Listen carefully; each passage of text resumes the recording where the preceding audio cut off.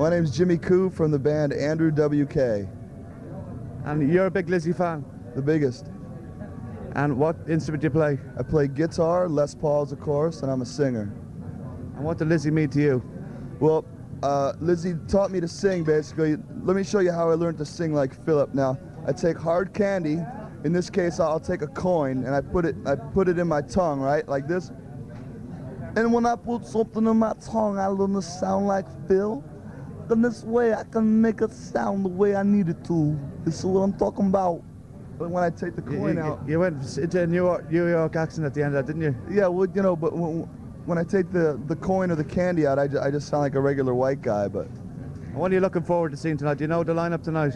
No, I don't know much about the lineup, but I'm just glad to be here at all. Well, there's a Japanese band coming in, a Lizzie tribute band, and mid-year it was on Live Aid.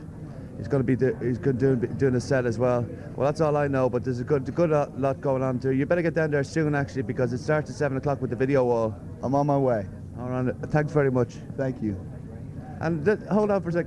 What about your band? Give your band a bit of publicity. Well, it's Andrew WK. It was a big deal in England, and my friend Ken here, of course, he hates our band, but that's okay.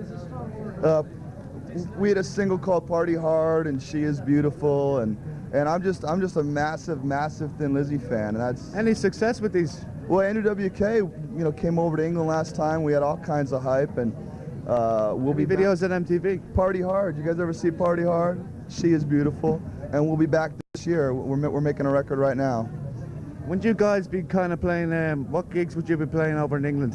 What gigs? I don't know. We played Reading and Leeds this year. That's the one I was thinking of, Reading. Yeah, we played both those this year. Did you meet any major headbangers over there?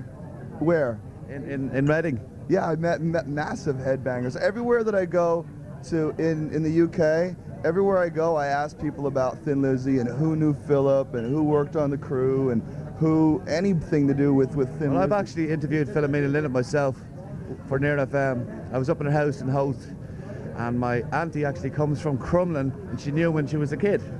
See, that stuff is very important to me. It's a small town, Dublin. You run into everybody. Hang around here long enough, you'll run into everybody. Well, every time we got in a cab today, which is at least a half a dozen times, they all had a story. Oh, I knew Philip. My brother-in-law used to drink with Philip, and my sister dated him, and everybody had a story, and it was just fantastic. It made me feel at home. So do you like the rockin' stuff or the mellow stuff from Lizzy?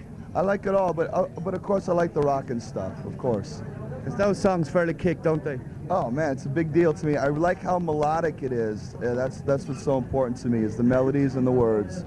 And the double guitar sound was Big Lizzy, wasn't it? Yeah. Who was the lineup that started the double guitar sound? Well, the Gorham Robertson lineup is my favorite lineup for sure. Yeah. Well, a lot of guitarists played in Lizzy. We had Gary Moore, Eric Bell, Eric Sykes, didn't we?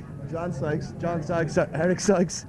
Yeah, well, some of those guys, I like Sykes, and I appreciate what Sykes is doing now because he's keeping it alive.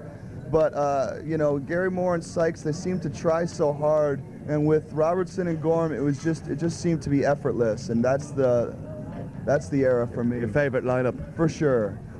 Particularly, though, Gorham's my favorite guy. And, of course, he's from L.A., which is where I'm from. And he has the long hair, of course, and he looks the part, doesn't he? Oh, man, that was the most handsome man of all time. Between him and Philip, those guys, they could have ruled the world. They probably did. They did at one stage. Oh, yeah, there was a time there when they ruled the world. Those songs, I don't know, the radio must sound the same in Europe, but FM radio in America, when Boys Are Back in Town comes on the radio, you never heard something sound so good in your whole life. What age are you in at the moment, man? Pardon me? What age are you at the moment? I'm 32. So, what age would you be when Lizzy were big? 6. 6. But you got into them anyway when you were 6? No, I didn't know a damn thing about them when I was 6. I had no clue. What was their impact on the States? How did they do in the States? Well, of course, I don't remember much when I was 6, yeah. But I always thought that Thin Lizzy was from America because they sounded more American than they were like Bruce Springsteen. They were so American. Boys Are Back in Town to us in America, we're convinced is our song, Yeah. And same with Jailbreak and same with Cowboy Song. We thought it was ours. Yeah, well, that was because they were just big hits over there, wasn't it? Those particular songs. Well, it's not just because they were big hits. They were big hits because they were so American. They were so full of freedom, those songs. That's why they were big hits. So what are your other favorite guitar bands from the States? Well, we like Pat Travers. Of course, Aerosmith is a big deal. Andrew WK just toured with Aerosmith in America, by the way, gentlemen. Whoa. Very big deal to me. Let me tell you something. But everybody talks about Joe Perry and Aerosmith, and I like Brad Whitford. You know what I'm saying? Brad Whitford. Aerosmith, very big deal to us. Pat Travers, Aerosmith, American. These would be big touring bands in the States, wouldn't they? They do a lot of touring. Aerosmith? Aerosmith. Aerosmith is America's rock and roll band. Yeah, heck yeah. Do you know who my favorite band is from the States? No, I don't. It's ZZ Top. What do you think of ZZ Top? Oh yeah, we love ZZ. Billy Gibbons plays with a quarter. I mean, we love that dude. That's a big deal. Have you met Billy Gibbons? No. That's one person I'd love to meet, Billy Gibbons. He's on a Christmas Eve, wearing my beard for Santa Claus for Christmas. he's obtainable. I think all those guys, from everything that I've heard, are obtainable, meaning that you can meet those guys if you're in the right place at the right time, and they're really, really cool guys. Well, I remember they played a gig in the SFX in 1983 in front of about 200 people before the Eliminator album. Nobody knew who they were, and they were fucking excellent. 83? 83, yeah. Wow. Well, there was definitely they had a lot going on in '83 and the diehards. Everywhere you go now, anybody that knows about guitar playing in America, my friends in COC, guys in Pantera, everybody worships the first 3 ZZ Top records. As a matter of fact, Plays on.